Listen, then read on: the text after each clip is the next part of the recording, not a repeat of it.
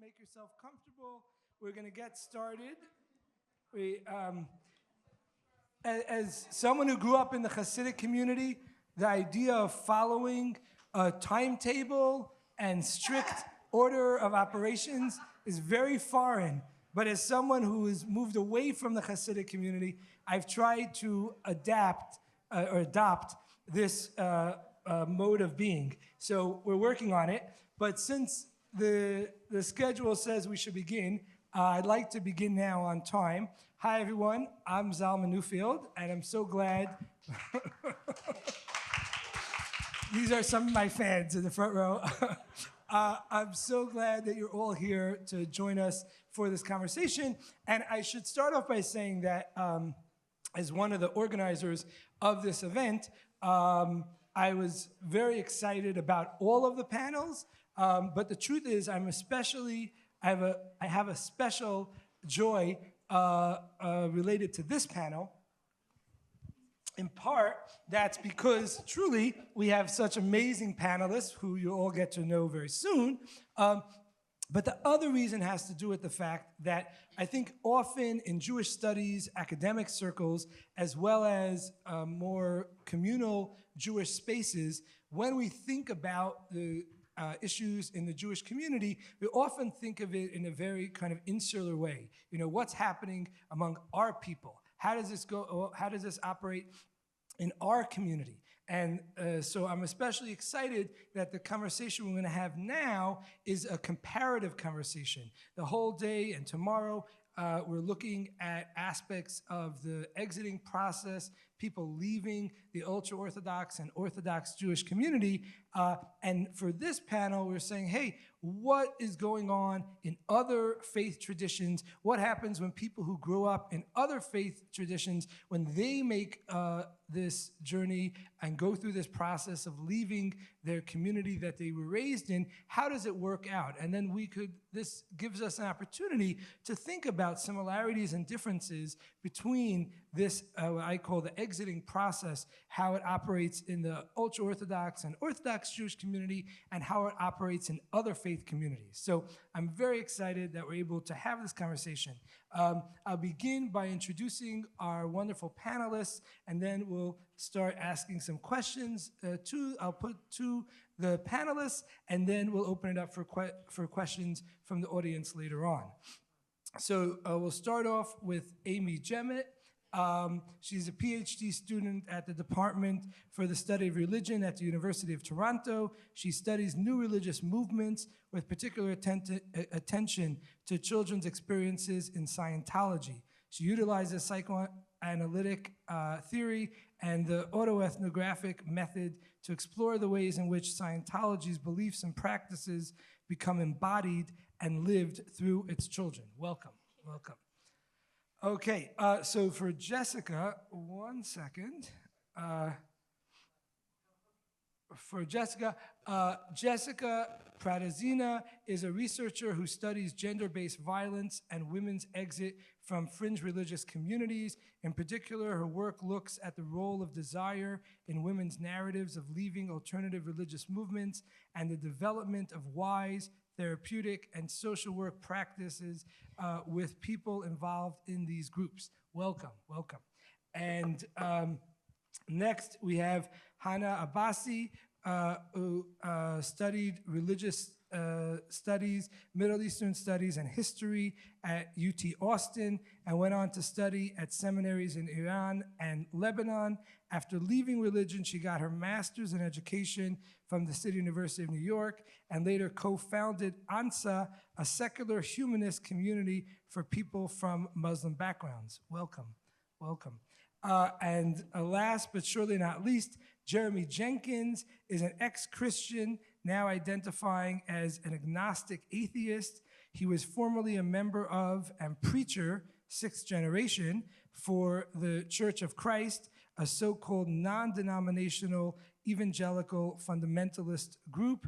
The Church of Christ is a product of the Restoration movement, and more particularly the Stone Campbell movement. Welcome, welcome, welcome to all of our panelists. So to begin with the questions, I'm curious how your families and friends responded to your religious evolution. And maybe we'll start with you, and then we'll go around this way for the first round. Thank you. It's been such a pleasure to be here throughout the day and to hear from you and learn with you and feel moved and hopeful alongside you. I grew up in a religious community that, as one of my peers put it, it's like coming from a country that no one has heard of and that no longer exists.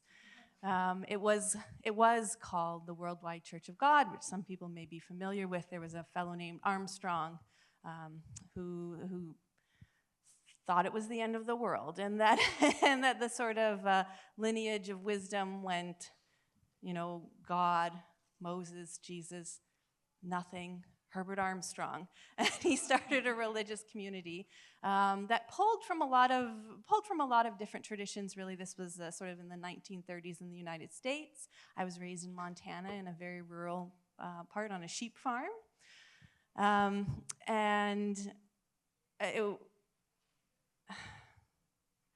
I think one thing I want to talk about later is how hard it can be to introduce yourself.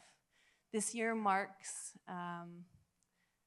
the time that I spent half of my life in the group and half of my life out.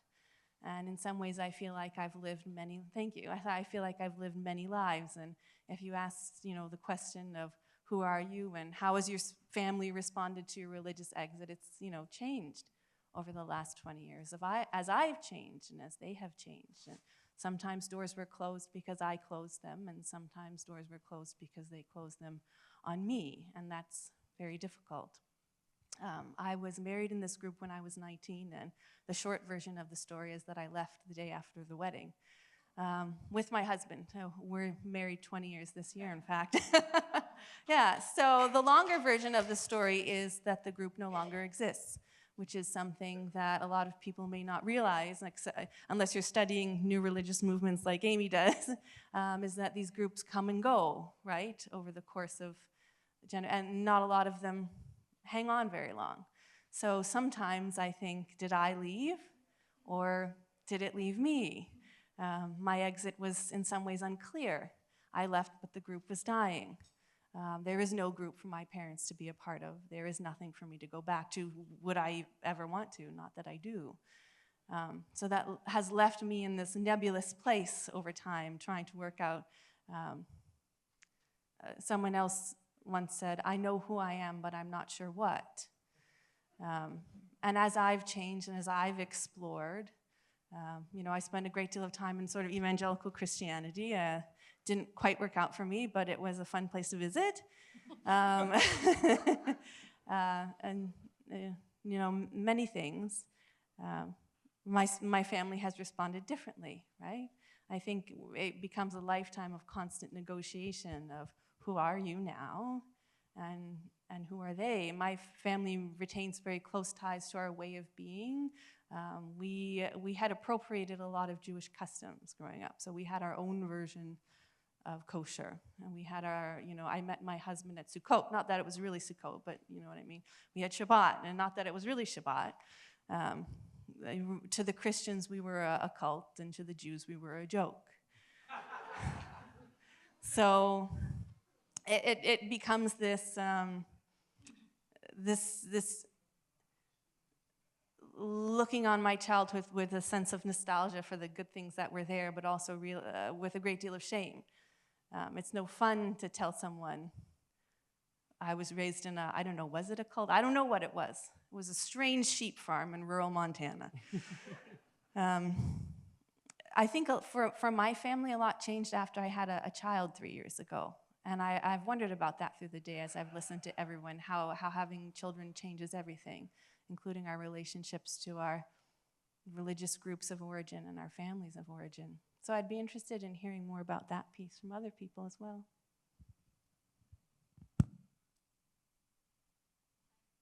Hello.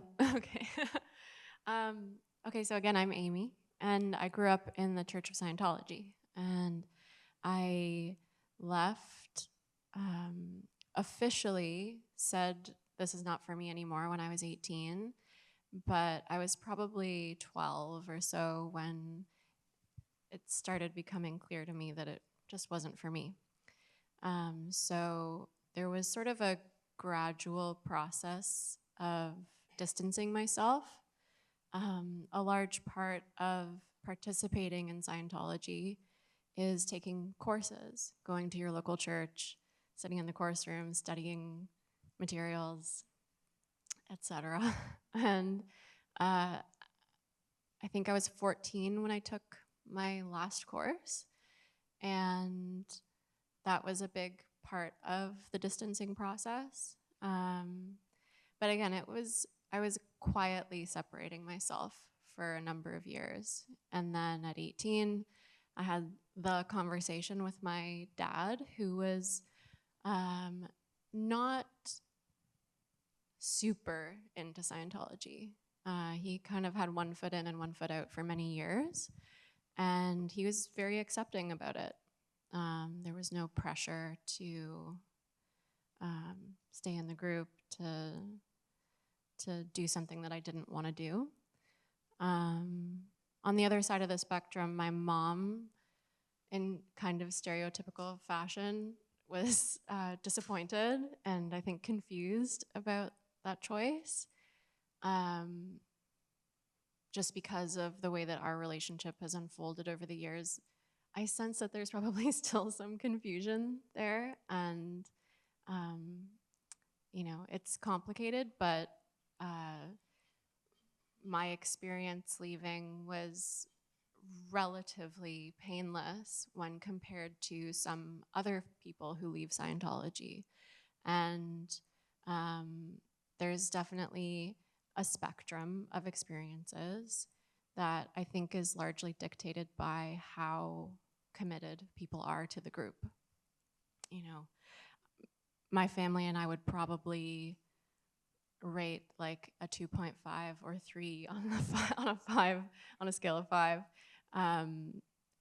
So my leaving was not as catastrophic as it would be for somebody whose entire family is deeply committed to Scientology, who are members of what's called the Sea Org, which is like the church's religious order. These are folks who live together, work together, marry within the group, and Scientology is truly their entire lives. So I got off a little easier than a lot of folks do. And I still have some family who are in and some who are out. And it's an ongoing process navigating how to keep loving each other and participating in each other's lives while having a difference of opinion over a number of things. So I'm Hannah. I have a bit of a mixed background. So my mother was white American Pentecostal, and my father was Muslim Pakistani.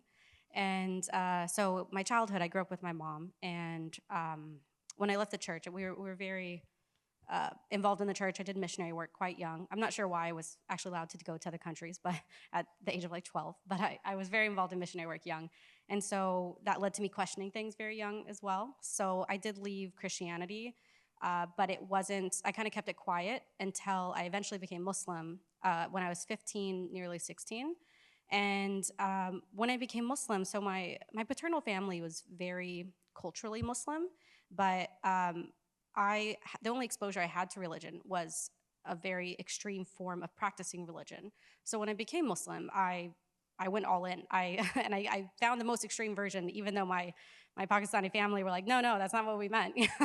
Like, but it's what I did, and it's what I thought was right. So when I did become Muslim, my mom obviously didn't take it so well. There were many arguments, and she knew how to deal with like a teenage daughter having premarital sex, but a teenage daughter converting to another religion is a whole nother story. And she didn't know how to handle it, because it's not like I was out doing drugs and partying. I was literally covering my hair and going to pray. And so it was, I think it was hard for her. And so we'd fight, but it's like, you're telling me like not to believe in God, but her issue was, Jesus died for my sins. So that was the whole thing. So she eventually came to, I wouldn't say let it go, but put it on the side. And as I got older, she came to like, we came to agreements that we don't believe the same things, but we don't really talk about them. So our family holiday became Thanksgiving. And while I was in college, so when I became extreme Muslim, I was a Sunni Muslim, and the type was Salafi, which is kind of like the Saudi version of being Muslim. And so I started covering even in high school. I grew up in Austin, Texas, and I was the only Muslim in my school. And when I say covering, I just don't mean hijab. I started wearing abaya, which is a full-length gown. I started covering my face, wearing a niqab, and I did that for 5 years in Texas. So, and I think the longer I did it, the more stubborn I was about it, because I didn't want people telling me I couldn't do something, right? I became very extreme outwardly, but internally I was also a feminist in the making. So, yeah, so when I went to college, I was first exposed to people who were really like everyday Muslims, not extreme Muslims like I was. And a lot of my learning came from, reading the books themselves, like the Quran, the Hadith, which is sayings from the Prophet and stuff. So my religion was very focused on text-based, not really cultural-based in the beginning. And that confrontation with how people actually practice everyday people, not extreme versions of religion, kind of opened my mind to exploring.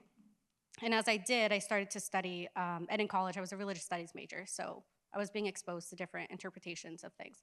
And I was very involved in that community, the Salafi community, and it is very cult-like. It really is, because Salafis don't believe any other version of Islam is the correct version. So I also had that mentality, like that, and that arrogance that comes with being thinking you're right, especially at that age. Being an 18-year-old and you think you're the only one that's right. Like, yeah, that's how it was. And when I began to study Shia Islam, which are not considered Muslims according to Salafis, then that's when I was, as Jessica said, I was shown the door pretty much. So my friends were all very much part of this community. And as I made each step on my journey towards truth, and that's what I was looking for, I was looking for truth. As I made each step, because I had become so involved in these insular groups, I wasn't welcome anymore as I started to question. So, and then when I became a Shia Muslim, that's when I eventually attended seminaries. But that step as a young adult, going from one type of Muslim to another and questioning my own interpretations, led me to really like finding people who are a little more balanced, I guess, in terms of how they practice. So when I did leave, I lost my friends from each group. And I'm now, over a decade later, I'm not in touch with anyone I went to college with because they're not interested. As soon as I took off hijab, it wasn't niqab that really bothered most people. Once I took off hijab, then it was like, oh, like she must be an ex-Muslim or this and that, and whether, it wasn't even like they asked me. They didn't ask me like, are you ex-Muslim or what do you believe? It was like, you're not covering your hair, so something's up. And it wasn't, sometimes there was a question, sometimes there's confrontation, but most of the time it was just ghosting before ghosting was a thing. And yeah, and then I went on to find people from other Muslim backgrounds who had humanist perspectives, and that led me to becoming involved in the secular and ex-Muslim community in New York. And then went on to me founding a group that was a humanist basis for people from secular and ex-Muslim backgrounds.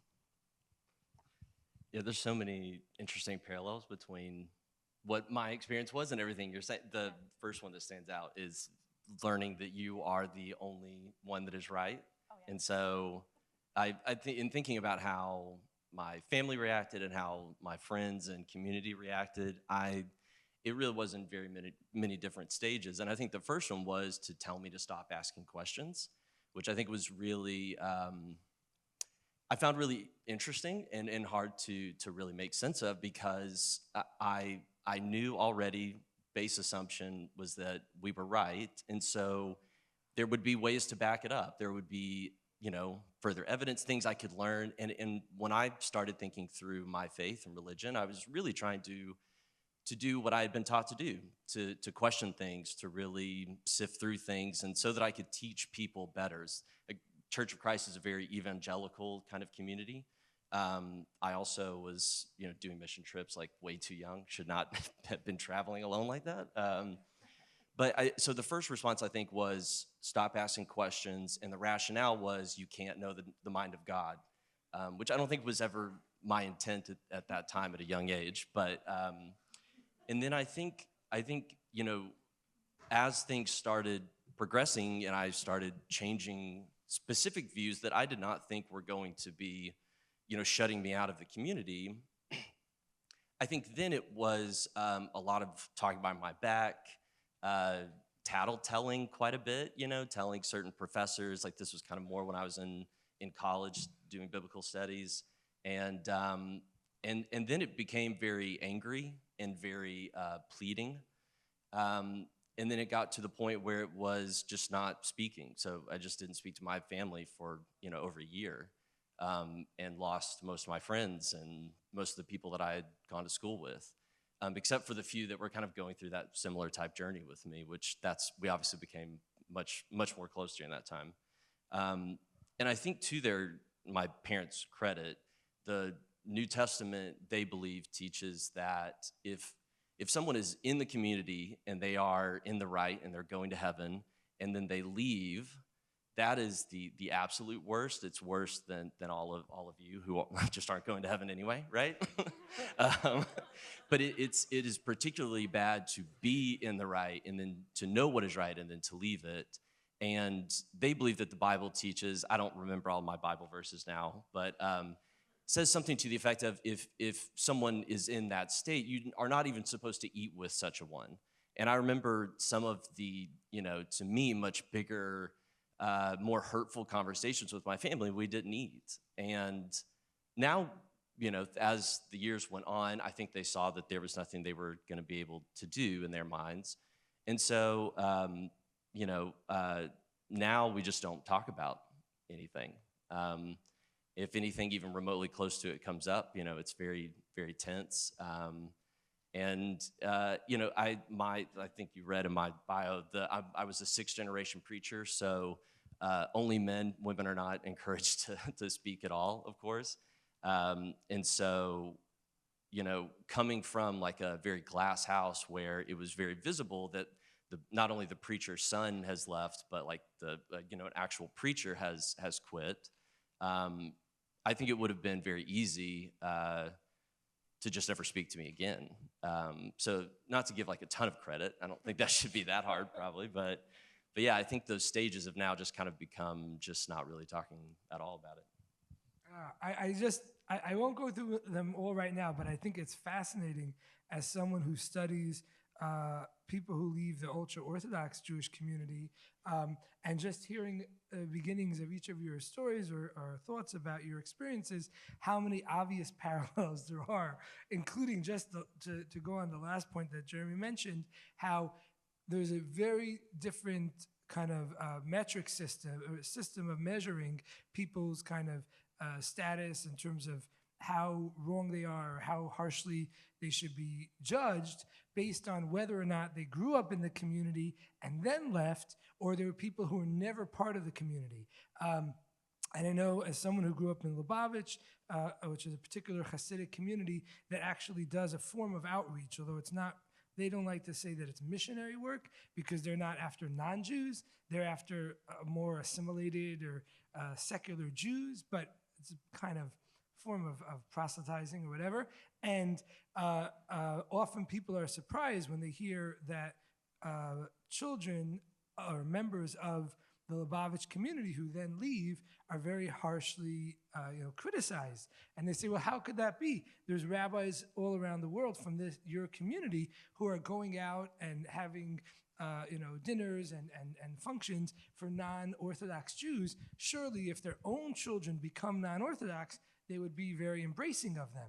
And the answer is exactly what you said, that they judge them very differently. So if you're an outsider or a non-Orthodox person, okay, sure, we're happy to meet with you, to talk to you, to try to convince you, show you the light, the beauty of Orthodox Judaism, whatever. But if you were part of us and then you rejected it, you're in a very special category, and that's not a fun place to be. So it's interesting. Some of you have touched on this a little bit already, but I'm curious if there were particular challenges that you faced when you were leaving your community, things that you had to come to terms with that maybe you didn't expect would be part of this process. And why don't we go this way? So we'll start with Jeremy. Yeah, just on that last point, I mean, just makes me think of the ninth circle of hell. I don't know. There's not a bunch of Catholics in here, but we didn't learn there were variations of hell. But in the ninth circle of hell, it's the three betrayers, right? It's like Judas and Cassius and Brutus, I think, in Satan's Mount. Yeah, exactly. But it's interesting that the worst punishment is reserved for the people who, should have known and had the good leaders. But I think my difficulty, or like the most immediate one, was what the hell do I do now? Because I had gone to school to do biblical studies and biblical languages. I didn't really have any skill sets other than like speaking in front of people and doing mission work. And that was like my whole life. I did my first sermon when I was 11 years old. It's like my whole life had just been, this is what you're going to do. And so then it was like, all right, well, I don't know what other jobs there are. Like, I don't know what it is I'm supposed to even trying to be doing now. So there was obviously the emotional difficulties were very deeply buried in my young heart at that time, I think. So those were clearly much worse. But I think like the immediate was, I don't really know what my life purpose is. Like, it's no longer to get to heaven or please God, so I don't really know what I'm even aiming for. And then I don't know what to do, with this useless college degree. It's like, I don't really know where to go from here, so. Yeah, ditto. Yeah, like I was in the same situation. I was a religious studies major, so what are you gonna do with that? I was like, oh, I'll get a PhD, and then it's like, okay, I have friends who went into academia, and it can be difficult. I'm sure you guys know. You're in academia, so so I was in the same situation, but also mentally, like going from this position of I know I'm on the right path, or I will find the right path, and then accepting the fact that maybe there is no right path, and maybe I don't know, maybe I can't know everything, and I can't know the right path, and humbling myself was something in itself very challenging. Understanding that like, okay, I can't know and I'm not ever going to know, and then being able to step away from religion, that itself was a very big struggle for me, and it's something I thought about before leaving religion. But also on that, like leaving Islam specifically has a lot of, exactly what you just said, about to leave Islam is a lot worse than never becoming Muslim in the first place.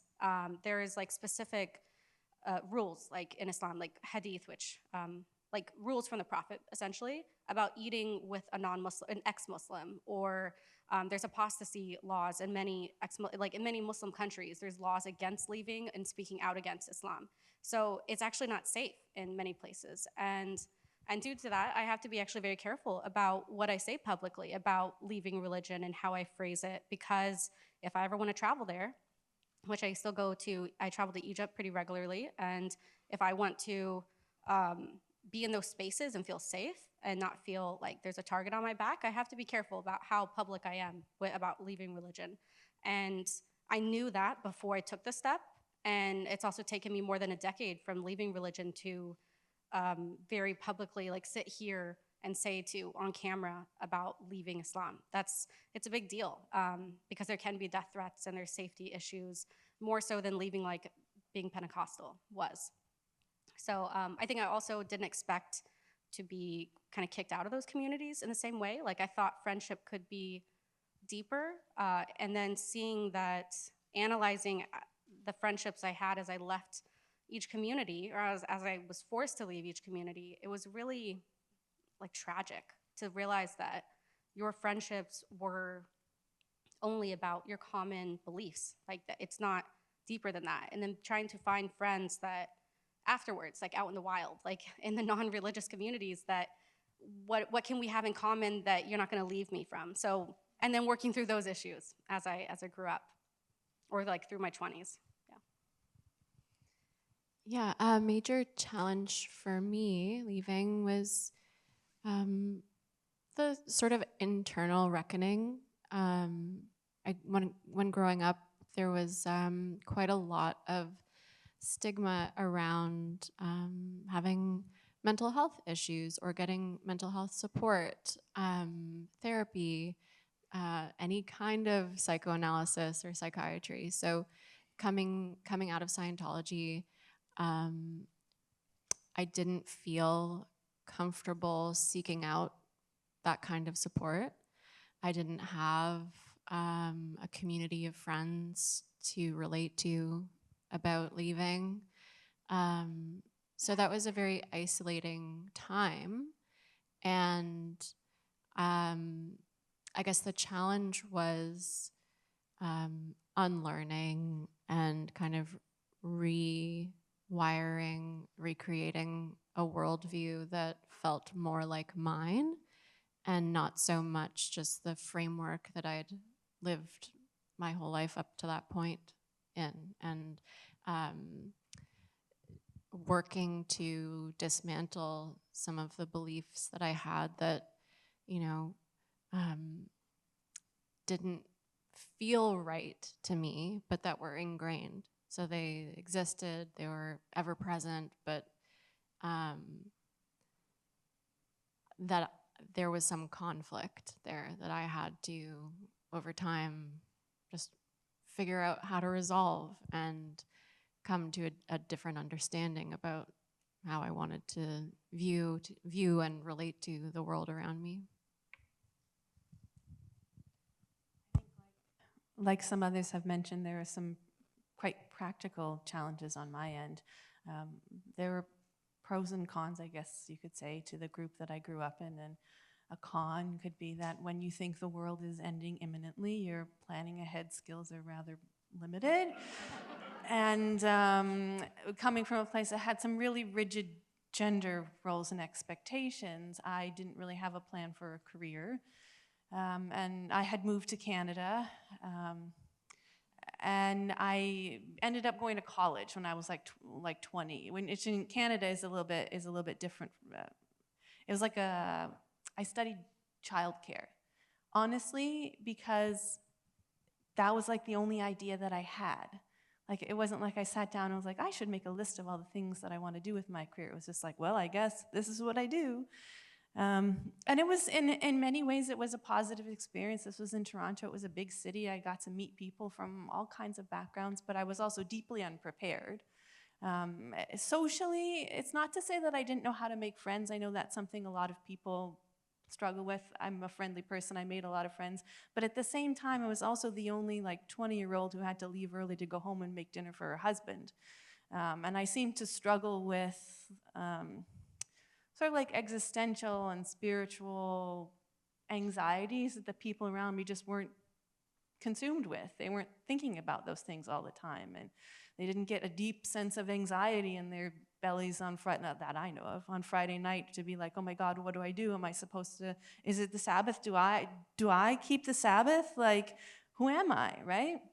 So that was a big struggle, and it wasn't until I was actually in my late 20s that I was able to go to university and get a bachelor's degree and a master's degree, and then I did quite a bit of doctoral work. For me, research became a part of the healing process, and I think that that's true of many people who come to academia. Research and sociological theory for me became a way of understanding who I was through a new lens and through a less, a lens that had less emotional weight. It was actually really great for me to realize that sociologists were writing about the group that I grew up in. Like I could pick up a book and I was like, oh my God, that's where my parents were married, and oh my God, that's what people were saying about us. It was like, I'm like, oh, I know him. That felt really good because people who were completely outside and who had no interest in what was going on with us, presented what felt like my story. And for me, that was really helpful. And so I wanted to be a researcher because I wanted to understand, I wanted to help other people, especially women and people who were raised in groups like mine, have other options for looking at how they were raised and figure it out. A second struggle is what I hinted at before, which is introducing yourself. It can become challenging because, let's say you meet someone at a cocktail party or something, and where are you from? How'd you meet your husband? Are you going home for Christmas? I'm like, well, what you don't say is, oh, we met in a cult, we were married when I was 19. No, we're not going home for Christmas. I don't even think my family wants to see me. You just come up with little, you have to, over the years, come up with a way of answering that feels like what you want to give at the time. You don't want to give someone an uncalled for HBO special. But you also want to feel like you can get to know people, right? You want to safely like share little bits of yourself in a way that feels true and meaningful, right? And so these sorts of things are pieces that I've gathered over the years that I think many of us find as challenges, and we work through them. When you said not knowing, like introducing yourself, I didn't fully understand it till now, and that, like, my small talk is medium talk. It's like I don't have like a, do you believe in God? Or like, I now understand the struggle there. Yeah. I think there's definitely, again, I see so many parallels. It's fascinating. But when you're talking about being at a cocktail party or something, I'm reminded in my sort of mid-20s, I was really struggling with the idea of sort of dating or like connecting with people like romantically. So I had a lot of friends who were women, and we'd have great conversations or whatever. And we're like, but how do you go from like that to like, oh, I want to, do you want to go on a date or something, And I remember I was invited by one of these friends I was trying to date, and it didn't get off the ground, but she was a lovely woman, and she had a house party, and she said, hey, do you want to come to my house party? I was like, yeah, of course. If you'll be there, I'll be there. So I went to the house party. There were tons of people, there was music, there was alcohol, and then I realized I was standing on the side of the party. Everyone else was like partying, and I would find individual people, men or women, to have really deep philosophical conversations. And like the music is going, and I'm like, so what do you think about like life after death, And like, and I think about it now. I mean, this is like the strangest thing, But somehow that was the only register that I could operate in. I could have been like, hey, how's it go? How's it going? Do you like the music or whatever? It was just like, so, the Bible, right? Like, and I don't know how, now I'm thinking like, were all those people just like wildly generous, or does everyone have some kind of philosophical instinct, and if you just, get them in the right moment, they're willing to engage? I don't know, but clearly it takes a while to work things out. Or you don't, But I'm wondering, and this is a question that really comes out of, I think a lot of people who grew up in the ultra-Orthodox community, this issue comes up about like, how do we think about our background, And specifically, like, are there aspects of our background that, even though we've left the community, we obviously disagree with a great deal, that we, found in our upbringing, but are there still some aspects of it that we sort of positively want to engage with, or want to reflect on, or want to keep close to us in some way? So I'm curious, for the panelists, are there aspects of your upbringing, anything, whether it's about music or food or texts or people or anything like that, where you say, okay, this is part of my background that I really still want to be a part of who I am going forward? I will go this way. Yes, and I have no idea what to do with that. I can't go back, it doesn't exist. Not that I want to exactly, but of course I have like nostalgia. Of course there's things that I take away. They're beautiful, that's where I met my husband, right? Like I have, like some of my dearest friends are people that I grew up with.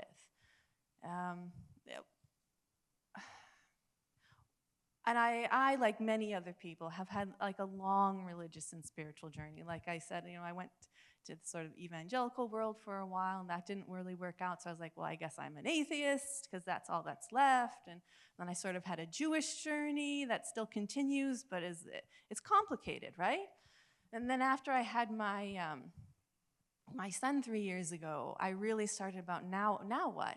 What do I give him? Who am I, and who is he? And I was like, we don't feel like we belong anywhere.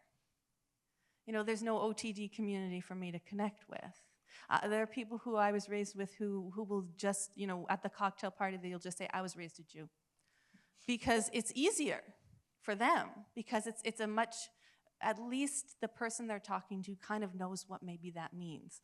Like, maybe don't offer this guy a pork chop. Like, it makes it easier for him.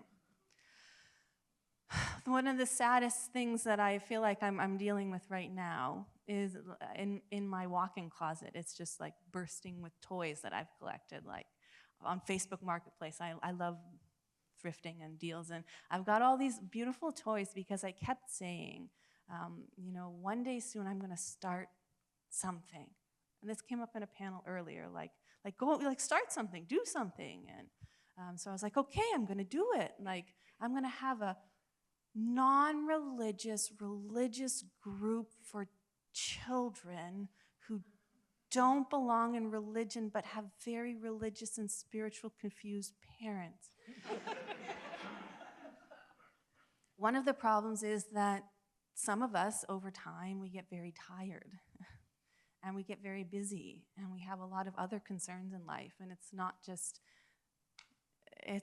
a snap of the finger to say, oh, now I'm going to start my own new religious movement, even though I do feel especially qualified to do that. So I wonder all the time, like, what am I going to do? How can I hold on to some, like the songs that we didn't sing Christian hymns, we didn't sing anybody else's hymns, we had our own hymns. And I often think that those are the songs that my mother sang me and they will never be sung again. And can I sing them to my child, and what would that even mean? What would that even feel like to me? So it's hard. If you have any ideas, please tell me. This one's tricky for me. There isn't a ritual or a practice or a thing that we did together that I particularly miss. I think the missing feeling is more existential. I was thinking about this question a little bit today,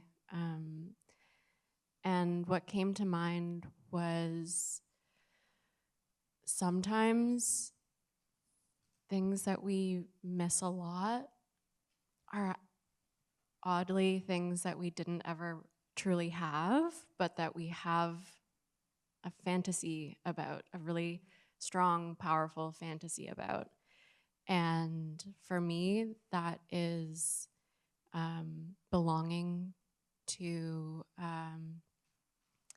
a group of people who are loving and deeply connected to one another, not necessarily in a spiritual way, although we're talking about religion. So yeah, I think that there is a longing for the type of belonging that in my fantasy could come with being in a tight or just supportive religious community, but that I've never actually really experienced. So I'm not missing something I had. I'm just, you know, just that not having feeling. Yeah. Because I have these like mixed backgrounds, it's kind of hard to answer this question because my young childhood I was in a Christian home, and so I have fond memories of like opening presents on Christmas morning and that kind of thing.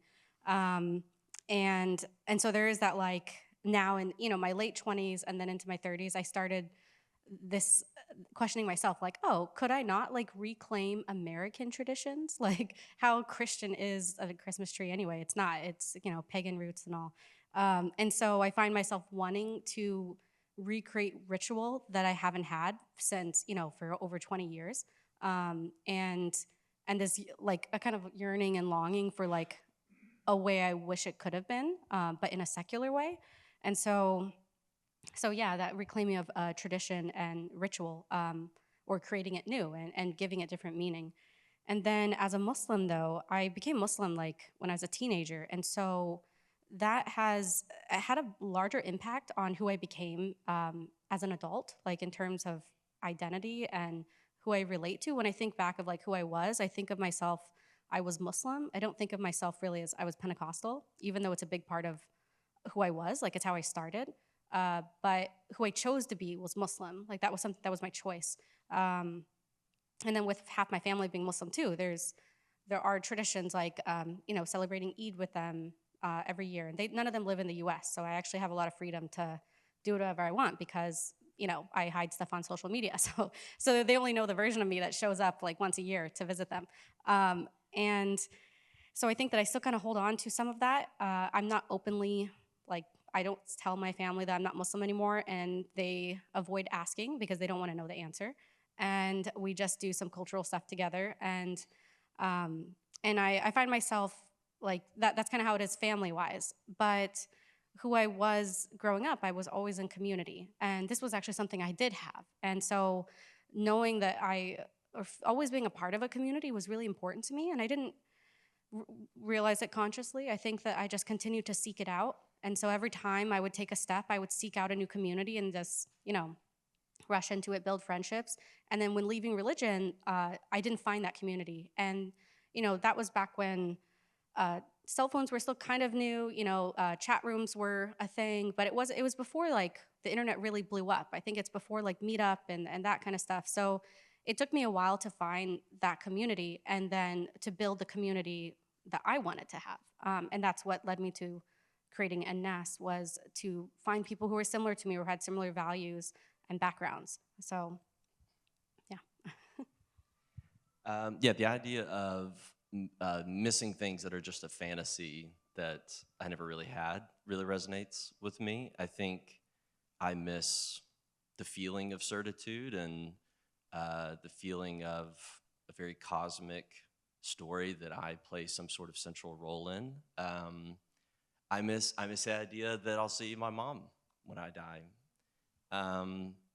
But I don't think that there's anything I would carry over. I think I've had times thinking about my religious upbringing that were probably more kind than I feel, at least in this very moment, and typically. Because I don't think that any of the good that is there is either necessary or sufficient. I don't think that it is a requirement that it be attached to the religious things that I had growing up in order to be, right? So if the church where my dad preaches does some food drive or something, you can do that without, it doesn't feel like it is coming from necessarily the religion itself or the doctrines itself. It feels like, if anything, those are what are harmful and hurtful to whatever their good goal may be. I think that's it. Thank you. So I'm just looking at the time. I think we have time for one more round, and then we'll open it up to the audience for questions. One thing that comes up a lot in ex-Orthodox circles is the question about how in popular culture, both the Orthodox community itself as well as people who leave it sometimes shows up. And there's a lot of feelings around whether those portrayals are accurate or problematic. And so I'm curious how you feel if you've seen popular portrayals either of the communities or if not the exact community, but the type of community, let's say, that you grew up in, if you feel that those portrayals and the portrayals of people who leave those kinds of communities, if you feel they're accurate, they're offensive, they're totally wide of the mark, where do we think? What do we think about that? And now I'm trying to remember which way we're going. I think. Why don't we start with Jeremy? And we'll go My Church of Christ is so niche. The only literature, or I guess what you call it, pop culture that I know of, are people that have still stayed in Church of Christ, but just have modified their views to where they feel comfortable with it, I guess. I find myself latching on to any TV show or movie that feels even remotely akin to because it just feels very cathartic to watch and experience. But I just trying to think of some example, like the Footloose, like the tiny town of Footloose where they can't dance. We weren't allowed to dance growing up. But it was way more strict than that. Those parents were so liberal, in that movie. I wasn't allowed to attend dances, but it's not just that. It's typically what I find is any sort of thing that feels somewhat akin to what I experienced. It is not harsh enough, as far as the strictness of the religion. And then, or it is way way just off kilter. It's just not. So I haven't really found anything that's really feels cathartic in like that sort of way where it's so similar.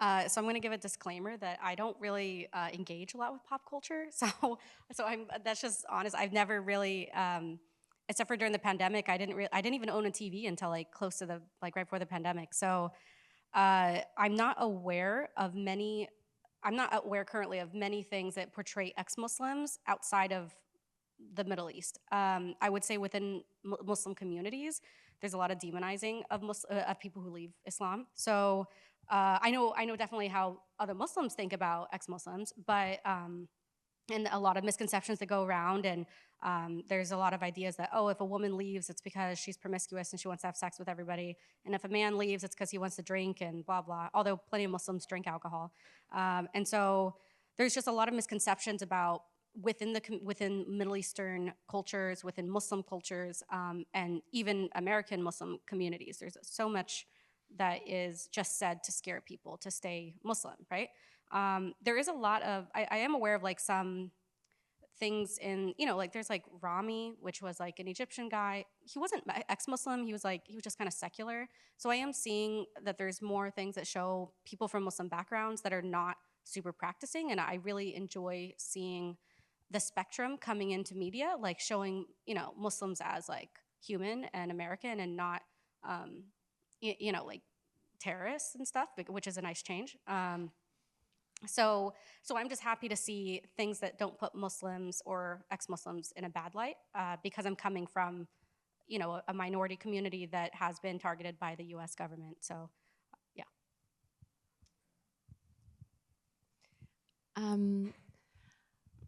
I think that the way that Scientology is portrayed, I have issues with it. As much as I have issues with Scientology and my own upbringing, I also am often troubled by the way that it is represented. And that's largely because growing up, I felt extremely alienated from the outside world. And because I would see something on the news from time to time, because the neighbors would start asking me questions that I didn't really know how to answer properly. Like, do you guys believe in aliens? Like that kind of stuff, which I didn't, and I didn't understand the context that they were asked. Like, I just couldn't fathom what they meant. And I felt like, why do people see us in this way? And that over time resulted in me hiding my religious upbringing from all my friends. And that was really hard. That induced a lot of anxiety and feeling like I have to protect this really shameful part of me, because if they find out, then they might not like me anymore. They might not want to be my friend. And that really had a profound impact on me. And I do think that there are some versions of the portrayal of Scientology are all right. I think that the voices of ex-members are extremely important because, they're not really present in scholarship about Scientology, but neither are the voices of current members. So there's quite an imbalance across the board if we're talking media and documentaries and that kind of thing, and then scholarship. Like it's all a little bit of a mess to me, and I would hope for a greater balance and thoughtfulness in future scholarship and docs and stuff about the group. First, I just have to say to your point about the no dancing thing. So I came from a group where dancing was great, spent some time in evangelical circles and went to a formal evangelical event that was very clearly not a dance. So you had people in like full, beautiful like outfits, very carefully walking around the room to music but not dancing. So it's just like a mass of unrhythmic people. I'm so good at that.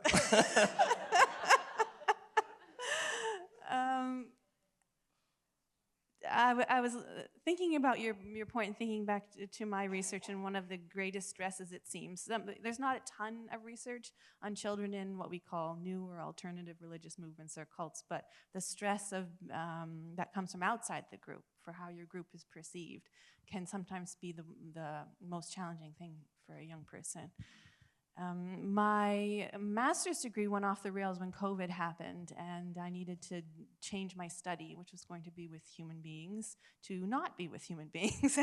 And I realized I had read dozens of memoirs of women who had been raised in really diverse religious communities.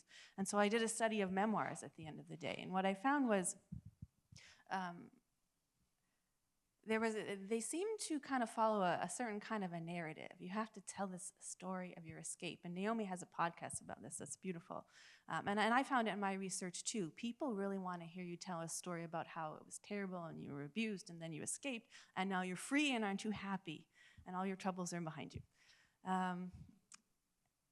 Part of the problem with that narrative is it's not really quite true. But it's the story that people like to hear. Back to my imaginary cocktail party.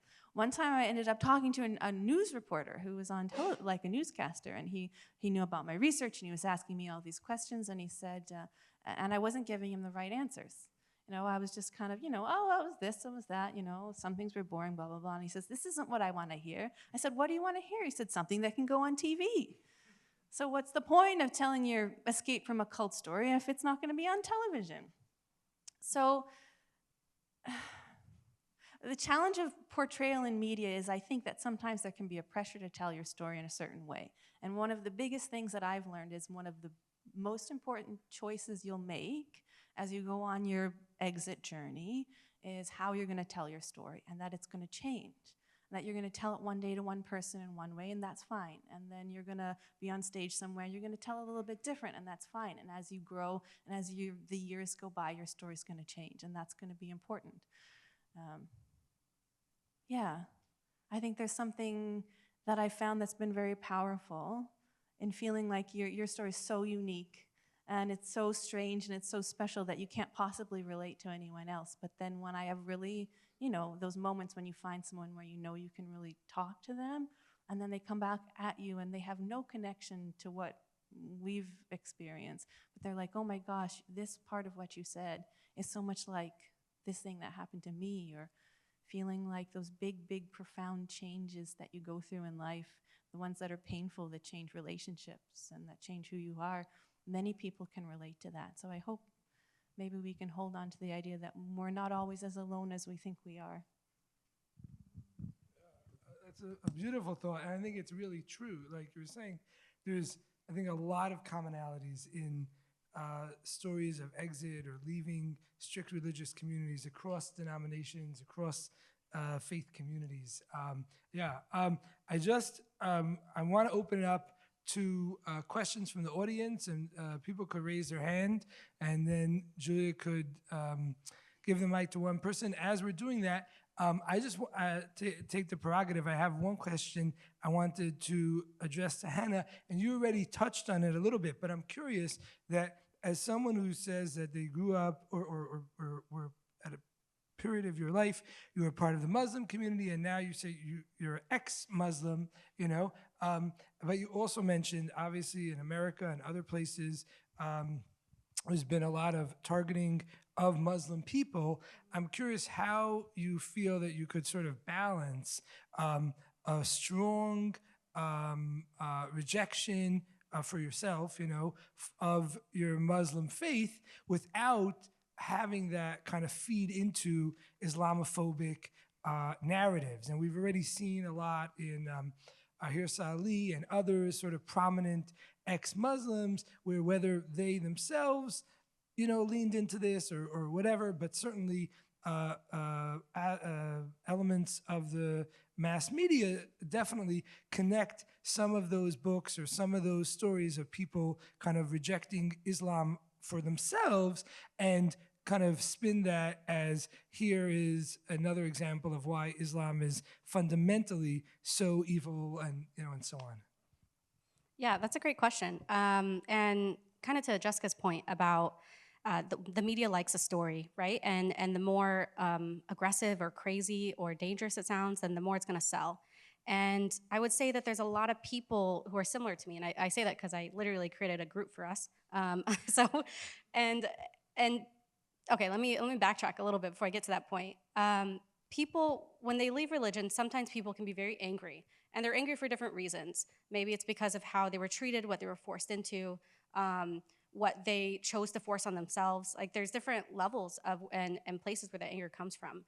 And when I first became involved in the secular and ex-Muslim community, it was through a group that didn't publicly identify as ex-Muslim, but once you got into it, every major member, every regular person that was there was ex-Muslim. And there was a varying degree of how angry they were and how settled they were. And some of that is based on their backgrounds. I would say that the way I reconcile this is that I've come to view extremism in general as a bad thing. And that is whether you're an extreme Muslim or an extreme ex-Muslim. And I do think there is nuance in our relationships with our families, with our friends, and religion isn't and shouldn't be the sole thing of how we relate to each other. And I learned that over time. And yes, I've faced rejection from multiple Muslim people in my life, especially when I didn't agree with them anymore. And I don't agree with those views, but that doesn't mean I don't still care about this community that I was a part of for a very long time and that is unfairly portrayed negatively in the media and has been since especially 9/11. I wasn't even Muslim when 9/11 happened, but because of my last name, which is an Arabic last name, it has relationships to the Prophet and his family, the Prophet Muhammad, and because I was half Pakistani, it's not like I was exempt from being treated that way. As in high school, I went to high school with people I grew up with, and I was still called a terrorist in a joking, friendly way, if you can call it that. But my friends would call me terrorist as a nickname, and I have felt firsthand the oppression of being a Muslim in this country because I did cover, and so I know what that's like. And even if they don't accept me for who I am, I don't think that Muslims should be oppressed for who they are. I hope that answers your question. Yes, yeah. Thank you. That's really, really beautiful. Joe, do we have someone? Yes, please go ahead. Living in New York, which is so ethnically diverse, I know a lot of Christians, but I've never met anyone from Montana before. So Jessica, I have to ask, where are your horns? It's so fascinating to be in a group of Jews with non-Jews as the minority because we're an isolated community, even feeling more isolated now. So I just want to acknowledge what the individual experiences that you each have. We do relate to them, and we, as best we can, we know where you're coming from. So thank you for being here.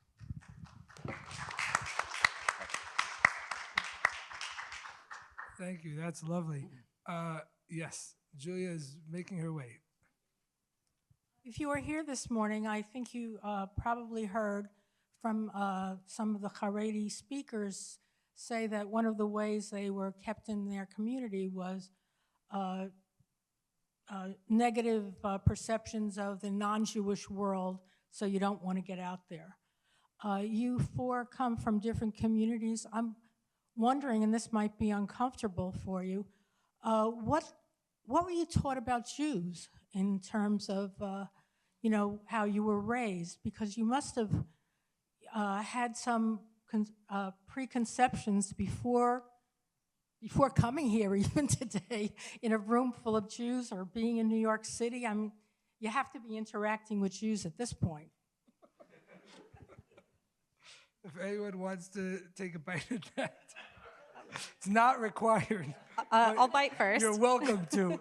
Yeah, I'll bite first. So actually, when I first came to New York, I was still Muslim, and I was still wearing hijab. I wasn't wearing full everything else. And I joined this group it was a Muslim, it was a Jewish Muslim dialogue group on the issue of Palestine and Israel. And I'm not going to open that door, but I'm just mentioning. And I think that's part of where I first started learning more about, like, that's actually the first time I met Jewish people, was when I moved to New York. And it opened my mind to, like, people of different backgrounds and interpretations. But as a Muslim, people look at, like, the idea of Israel as a separate topic than Judaism as a religion. And Judaism as a religion is the idea from Muslims is like, oh, they were getting it right, but then they got this last part wrong, right? Like, they're not following the prophets that came after, like the Prophet Muhammad and the Prophet Jesus. And in Islam, Jesus was considered a prophet that the Christians got it wrong. They thought he was God. So it's considered this, like, oh, they really got it wrong, but Jews just, like, they ended their message too soon. So there's not really a lot of criticism of Jewish people. Actually, one of the prophet's wives was from a Jewish community. She was Jewish, and then I believe she converted to being Muslim because she married him, but that's a whole other thing. But anyways, yeah, so the perception of Judaism is that, oh, these are the people of the book. Muslim men can marry Jewish women, Christian women, because they believe in God, monotheism, and we have these essential things in common. So, yeah. Thank you. I don't know if anyone else wants to say anything. I'll just say that my own experience, or an important experience I had when I was in college, I really wanted to go to a mosque as part of my sort of cultural, religious exploration. I'd been to churches at that point, and I really wanted to go to a mosque. And so I had a few friends who were devout Muslims in college from Pakistan, and I told one of them my big plan that I wanted to go to a mosque. And I could see right away he did not like this idea. He's like, Zalman, you don't want this. It's not good. You don't know how to do all the proper washing and prepare. You're not ready. You can't do it. So then I spoke to a friend of mine, a woman from Egypt who wore a hijab, and I told her what this other fellow said, and she's like, I don't know what he's talking about. You want to go to a mosque? I could get you into a mosque. No biggie. So she arranged with the imam that she knew in Brooklyn, and I went to the mosque one night for prayers, and I was very nervous. This was, I guess, a bunch of years after 9/11, but still, very, very much in that period. And I was like, obviously I couldn't pretend to be Muslim, like that wouldn't work. And like, could I pretend to be not Jewish? I'm like, no, that's not gonna work. I don't even know what that would look like, but I knew I couldn't pull it off, obviously. So I'm like, okay, I just have to play it straight. Like, I'm a Jewish guy, I'm here. And then I'm like, wow, like, what are they gonna think about why I'm here? And like, do I work for the Israeli government? Am I like a secret agent? And Do you? Right. These are the kinds of things I was worried about, exactly. So I wasn't crazy, So I was very concerned about this. But then after being there for the whole service, and then afterwards, like a bunch of guys, because the men and women are separate, so I was with the men, and a bunch of guys came over to me, and they're like, oh, like, who are you, whatever. And I was like, who am I? Okay, and I tell them I'm a Jewish guy, I want to check this out. And I was shocked that they were so friendly. And they're like, this is terrific that you're Jewish. Because if you were a Christian or you're Zoroastrian, I was like, I'm not Zoroastrian. If you're a Christian or Zoroastrian, then there's a lot of hurdles because, do you really believe in one God or whatever? But since you're Jewish, you're a monotheist, this is like a hop, skip, and a jump, and you could be Muslim. I was like, well, that's not really what I wanted. I just wanted to come check it out.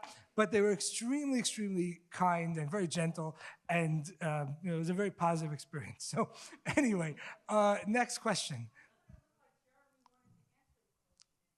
Jeremy, do you want to say something? No, I didn't have anything interesting to add. I grew up in the South, and so the first time I ever met someone Jewish was when I was still in the South, went to law school in Atlanta. But I also, it's like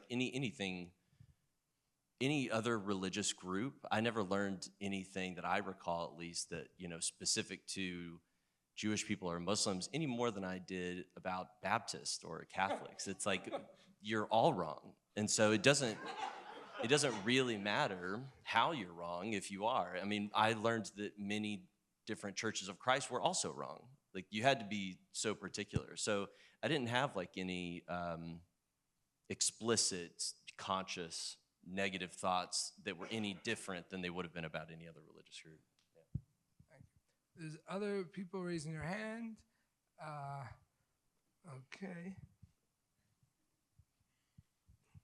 How did you find your first communities after leaving your specific niche communities? So like you came from a really small community or Montana. How did you find your first community after leaving? I'm a younger generation. I found my first community on the internet. So I'm curious how you did that before the internet. So I ended up in Toronto, and I knew I wanted, I felt like the truth must be out there. Like if we were wrong, someone was right. And I remember going to the Toronto Reference Library. So this was not pre-internet, but like no iPhones or anything, right? This is like 2004. And like looking at books, there was like an Oxford Encyclopedia of Religion or something. You know, you just sit there and you go through, and I'm like, can I be this one? No, it's not quite right. Can I be this one? No. And by chance, I worked with someone who went to an Anglican church. It was in Canada, it was an evangelical Anglican church.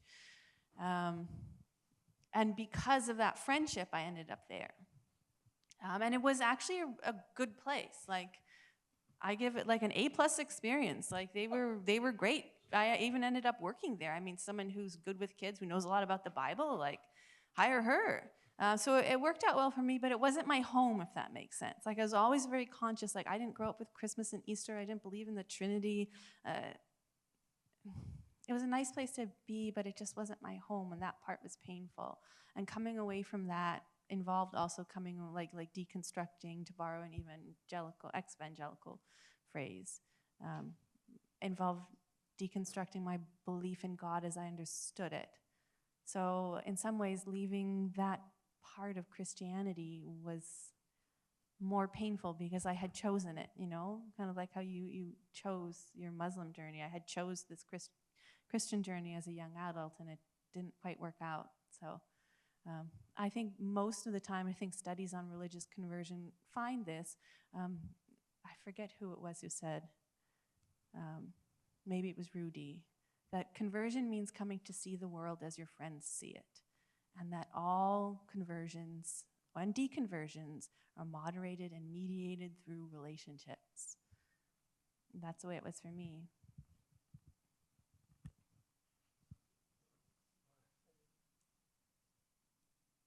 I think the community and friends that I have today, you know, they just kind of happened naturally. You know, I wasn't coming from a sequestered kind of community or anything like that. I went to a public high school where I hid my true identity. And during that time made close friendships, and some of those have lasted. And then just the natural course of life, people come into your life and leave, and you know, I now have a fairly stable community and relationship and friend group, and it feels like I just kind of went from having religious life to a more secular one, more experimental and rebellious, like the trajectory of a lot of teenagers, and it just kind of went from there. Yeah, so I had a few stops on my journey. So when I first became Muslim, I was sort of targeted by a family member who was Salafi, who was this Orthodox Sunni Muslim. And because my Pakistani family lives in the UK. And so one summer when I was there, 15 going on 16, he kind of honed in on me and wanted to make sure I was Muslim. And so it was a very that summer was just like very intense. Like we would sit you know, for hours, like every day, just debating religion. And I still told them I was Christian because I didn't want them to think I was just gonna go and become Muslim for nothing. So, so he really worked on me, and then we debated for a while. He was also like double my age and was studying in a seminary, so he obviously knew a lot more. And eventually I thought about it and I became Muslim.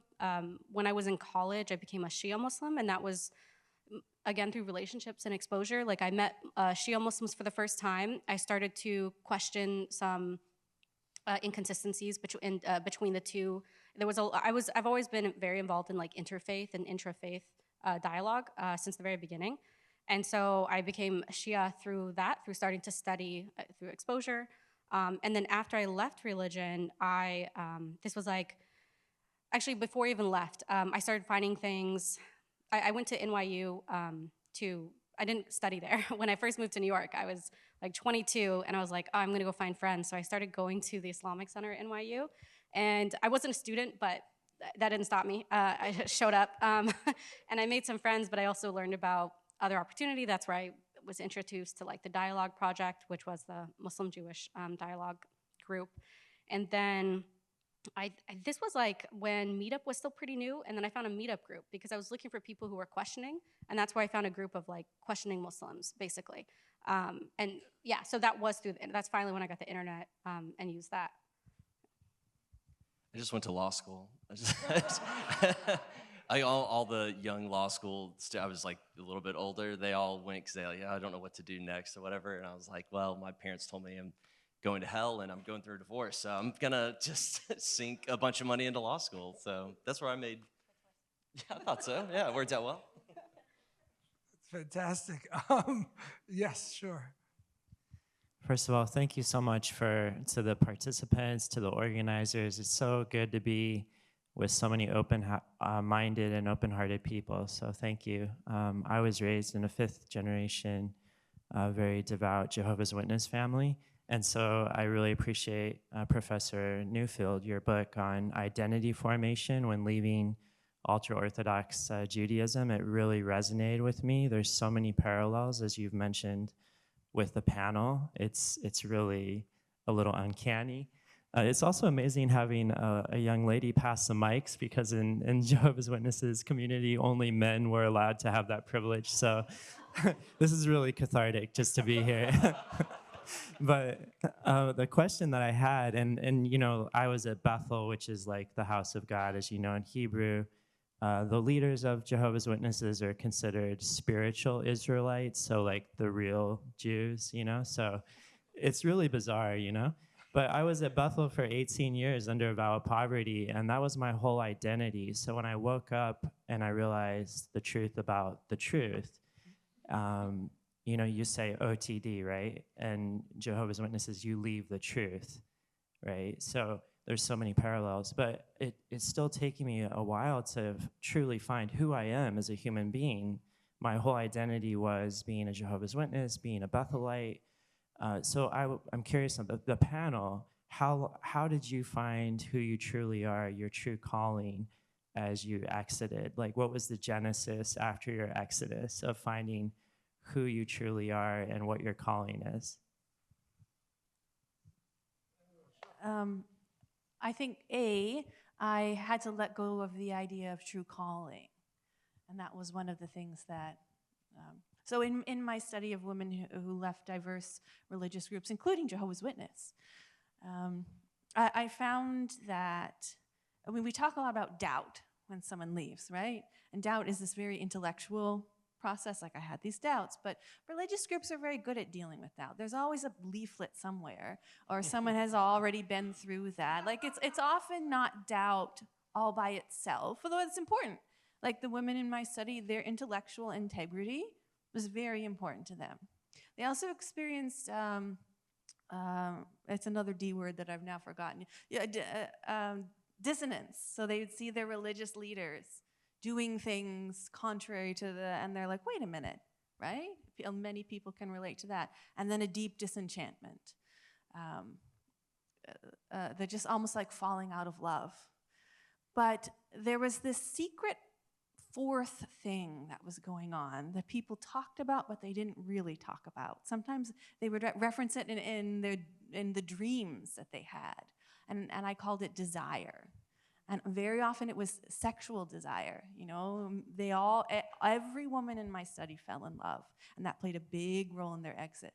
But you're supposed to, you know, exit for like intellectual reasons. It's because of your doubts. It's not because you had, you know, these emotional fall in love with somebody. And I think that on the other side, it's that desire that will tell you who you are. and that desire that will tell you where you want to go. Like we talk so much about the harsh things that pushed us out, but what is it that pulled you to the other side? What did you long for? What were the secret things inside of you? I called them shadow sisters. They would see, like, make remarks like, I saw this woman on the street and she was like this, and I imagined her apartment that she had to herself, and she was, so follow your desire and see who you are.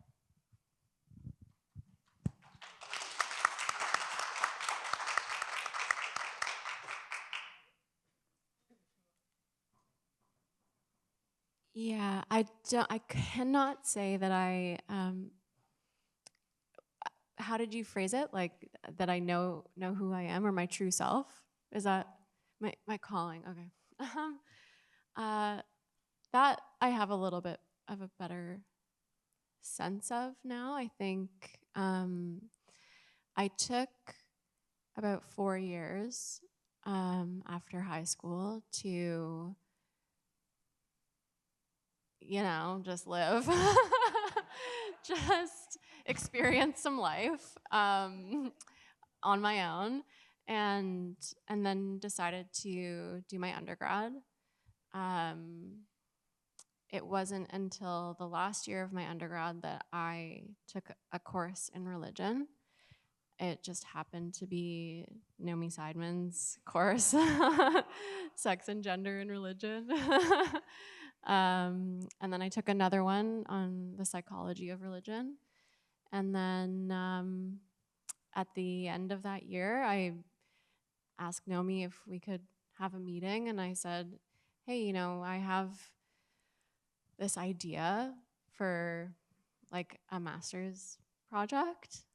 Does this sound like something that maybe I should do? And she was really enthusiastically supportive and has been my academic advisor now for like 4 or 5 years. I'm doing my PhD now and we're still doing it. And so it was sort of a gradual process of getting educated and finding topics that resonated with me, and gradually coming to discover that actually this thing from my past that has always held so much psychic and emotional space was going to be the thing that I turned into a topic of research, and that I was really going to investigate it. And I really appreciated, and it resonated a lot with me, what you said earlier about our academic pursuits being healing. And I think about that so much. It's really, I do a lot of like meta-analysis of my own process of doing an autoethnographic method of writing about my own experiences. And it partially feels healing, can partially feel re-traumatizing.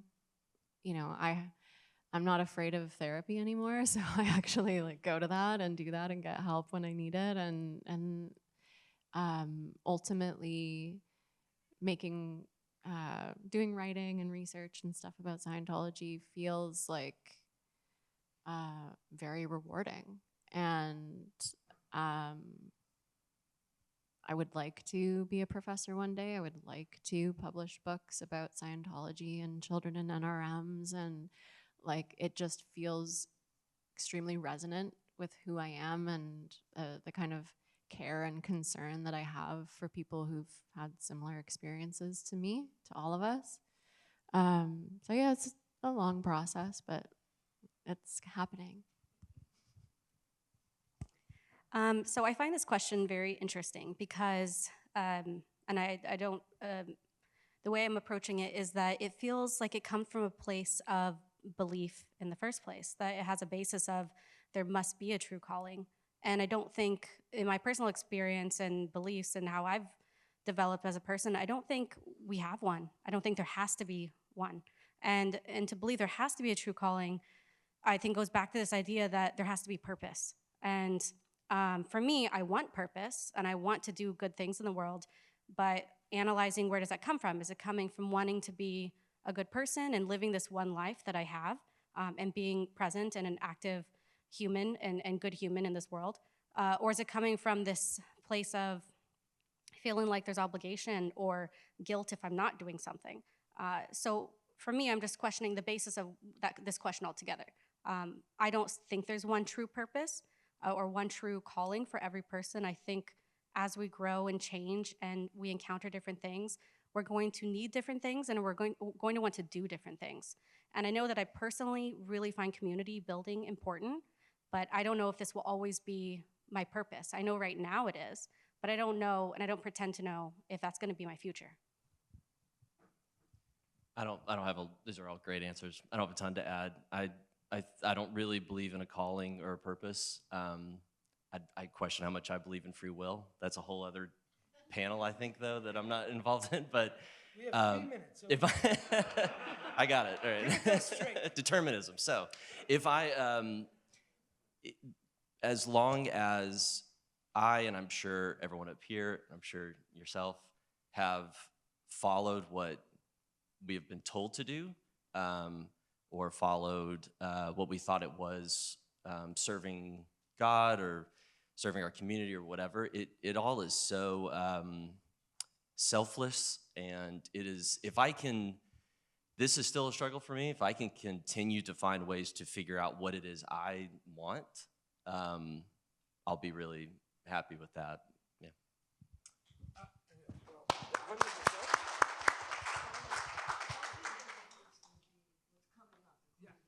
Sure. So I was about to wrap it up. Thinking order of operations here. Why don't we first thank the panelists so much for this tremendously insightful panel.